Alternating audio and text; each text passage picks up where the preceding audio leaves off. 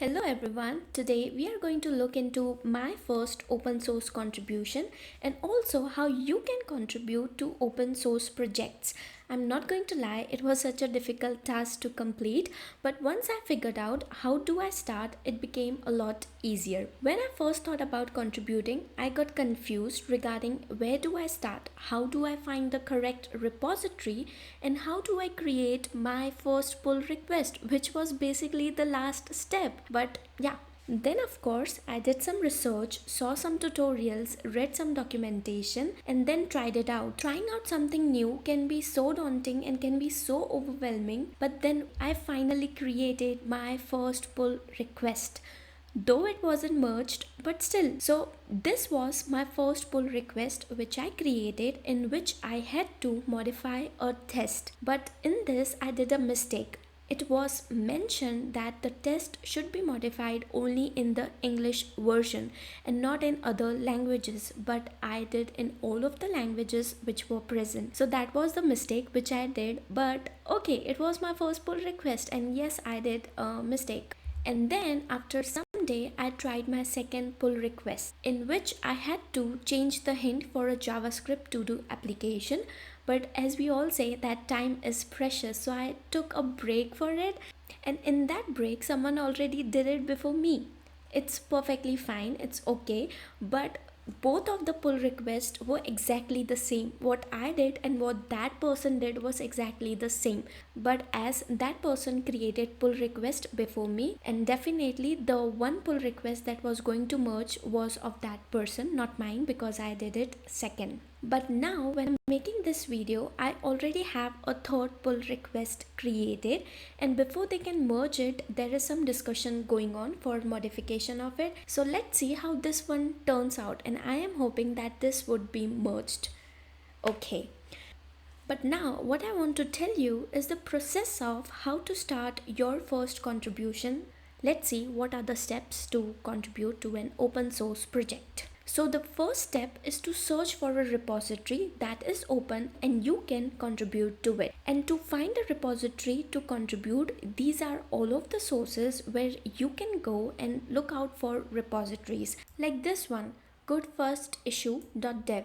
You can find many repositories over here, and you will see that there are some issues which are present in which you can contribute. Okay, and just like goodfirstissue.dev website, there are many more websites such as all of these which are present over here. These websites also give you a lot of repository to search into, so that you can search for a repository that is perfect for you. So I will leave the link for all of this in the description, so you don't need to worry. Okay, now that you have found a perfect repository to contribute, the second step is to see the license and contribution guidelines, and it might take you a few minutes to read the contributing guidelines, but first do read them carefully, okay?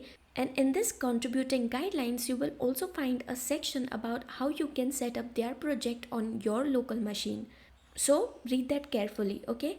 I got legit overwhelmed by just looking at different projects contributing guidelines, but then I decided on one particular project which was Free Code Camp and just stuck to it. And after you have successfully read the contributing guidelines and also its license, the next step is to fork that repo.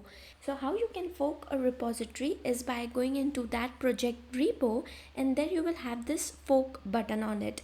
Click on it and it will ask you to name that fork repo.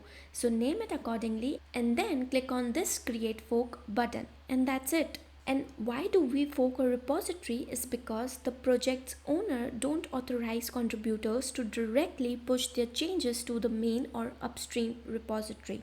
And one thing which I want to clear is that this main repository is also called as the upstream repository, okay? And the forked repository that we are creating is called as origin repository, okay? And after forking the repository, the next step is to clone the forked repository. Cloning means creating a copy of a repository into our local environment. So here, let's just create this repository. So now that we have forked a repository, here you will find this green code button. Click on this and here copy this link, and then open the terminal And then in the terminal, type the command git clone followed by the link that you just copied. Be sure that you have your GitHub username in the link and you are not copying the main or upstream repository. And then hit enter. And now it has started cloning the React repository. Okay. And let's just wait for a moment until it gives us our project directory, which is going to be React fork. And once it is done, let's navigate into our repository by running the command cd followed by your project directory name. And then let's open it into the VS Code by running the command code followed by period, and let's hit enter. And this will open your project directory into the Visual Studio Code. After you have cloned your project, the next step is to search for an issue to work on.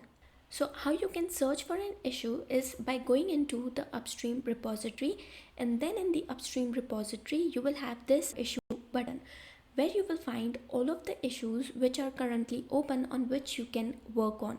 But don't just go ahead and pick any of the issues, please. Okay, what you will do is you will go into the labels section, and in this you will find a label which is good first issue or something similar like first timers only. Here you will see that there are 5 issues present in this. Click on this and you will have all the 5 issues which are present with the difficulty medium, difficulty starter, good first issue, and all of the tags which help you identify the best issue for you. Okay, and then go into that issue, read about that issue, what it is, try to understand it, research for it, and after you have completely understood what the issue is, the next thing is to start making the changes. But before making changes, our next step is to create a new branch. Whenever we are working on an issue, the best thing is to create a new branch. This will help keeps the upstream branch clean. To do so, we can run the following command in the terminal, which is git checkout -b followed by the branch name.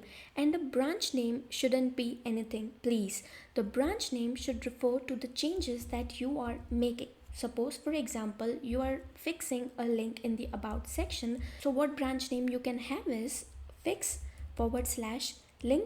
in about section. Okay, something similar to this. Or for example, if you are adding a feature to the repository, what you will have is feature / whatever feature you are adding. Add dark mode. Suppose, for example, this is the feature that you are adding. And this is how you will create a branch. So let's suppose, for example, I am changing something into the readme file. It would be this, and then we will hit enter. And you will have this message over here which will say switched to a new branch, which is fixed /change-readme. Now that we have set the branch completely, we will start making changes in our branch. So let's suppose, for example, I'm going to make change into this readme file. I'm just going to change mode into modes just for an example. Okay, this is not the contribution. I'm just giving you an example. I want to show you what are the next steps after this. Okay. Now let's save this file, and you will have this over here one which says that one change have been made into this readme file. Okay, this one, and you will see that what are the changes made. This is mode, which is converted to modes. And once you have made the changes, the next thing is to add the changes to a staging area, and then we are going to commit them. So to add the changes to a staging area, what we can do is we can have something like this: git add followed by the file path that you have changed. Now it may be possible that you don't know what file path you have changed. So what you can do is you can run the command git status, and then it will help you know what file you have changed. And in this we have changed a file packages/react/readme.md. So let's grab this, and then what you will do is you will type the command git add, and then you will paste the path which you have changed, and then you will hit enter. Okay, and again when we run the command git status, you will see that we have staged our changes. After you have staged the changes, the next thing is to commit them. So to commit the following changes, we have the command git commit -m followed by the message. So in this message, we are going to write fixed the typo. Okay. But sometimes what might happen is that you started working on an issue, but there you are getting errors on it. So for it, what you can do is you can still commit the changes, but what you will write is VIP, which is work in progress, and then you will define what errors you are getting. So let's say for example, we are saying that cannot run the test.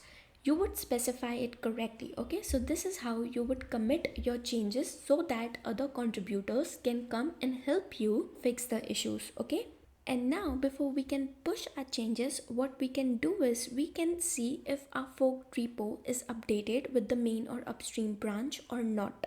How we can do that is by going into the fork repository, which is present over here, and then in this sync fork button you will click on it and you will see that this branch is not behind the upstream. Alright, but it might be possible that your repository is behind. I'll show you what message you will get. So for example, I'm on the fork repository of FreeCodeCamp, and in this sync fork button I have this message: this branch is out of date. It might be possible whatever repository you are working on, you took a lot of time and the branch was updated. Then what you will do is you will click on update branch, and this will update your branch, which is the origin branch, with the upstream or main branch. Alright, so then what you will do is you will click on update branch. Okay, and this is going to update the branch. I'm just showing you this for an example. Now it says that this branch is up to date with the upstream branch. Alright, but as in this React forked repository case, the branch is not behind, so just leave it. And then here you will hit enter, git commit, and you will see that one file changed, one insertion and one deletion. Okay, and after you have updated the branch with the upstream branch, the next command is git pull origin main. Here we are pulling all of the changes that might have happened in the upstream repository so that our local repository can also be updated. You will run this command if your branch was out of date. Alright, and once all of this is done, the next step is to push all of these changes to the forked repository or the origin repository. To push the changes, we have the command which is git push origin followed by the branch name. In our case, the branch name is this one. Okay, so copy this and paste it over here, and then we will hit enter and it is going to push the origin. And once we have created a new branch, we have added changes to the staging area, we have updated our forked repository, we have even pushed the changes. Now finally, the next step, which is the step 10th, is to create a pull request, which is basically our last step. Congratulations, you are just one step away to create your first pull request. So how would you create your first request is by going to the origin repository, and there you will have this tag over here. Alright, which is asking you to compare and pull request. This is telling that you have made change to a readme file, right? And if you want to create a pull request for it, then what are you waiting for? Click on compare and pull request. And then it will ask you to fill out this form, and in a title we will have something like this: fixed a typo in readme file. Okay, something like this. It was not a typo, alright, I just did it for this video. Okay, and I'm not going to create a pull request for this because that was not even a issue. I just wanted to show you how you will fix the issue and do all of the processes. Okay, I'm not going to create pull request for this. Alright, after this what you will do is you will write closes issue something. If this was the issue number 123, you will write something like this: closes issue 123, so that you can know what issue you are talking about. So you will mention that issue over here, and then you will fill out this form, and then you will have to add a description telling them what changes you have done. And if you have taken a screenshot of what changes you have made, attach them also and specify the issue number just like this in description. And at last, click the button which is create pull request. And there, congratulations, you have made your first ever pull request. Be proud of that. It's a good feeling, right? Isn't it? And after all of these, now we wait for the repository members to check your changes. And if the changes were perfect, your pull request will be merged. And if not, don't lose hope, okay? It might be possible you did some mistake, and that's perfectly fine. So learn from your mistake, improve that, and go on to your next pull request. Alright, and that's it for this video. I hope you enjoyed this and you found it helpful. If you found this video amazing, don't forget to like it, okay? Then I'll see you in the next video. Till then, do a lot of contributions, okay? Bye bye and happy contributing. And now, do you want to hear a good news? After I was done editing this video, the whole process for this video was done. But then I got an email when I was going to sleep, which was I could now merge my pull request because it looks perfectly fine. And now if I show you my email, what email I got last night was this, that the pull request looks good and before merging they want me to make sure that all the tests are passing. And then they said thank you for my contribution. Okay, so this was such a good news last night, and finally I got this email which said my pull request has been merged into the main or upstream branch. This is just not it, okay?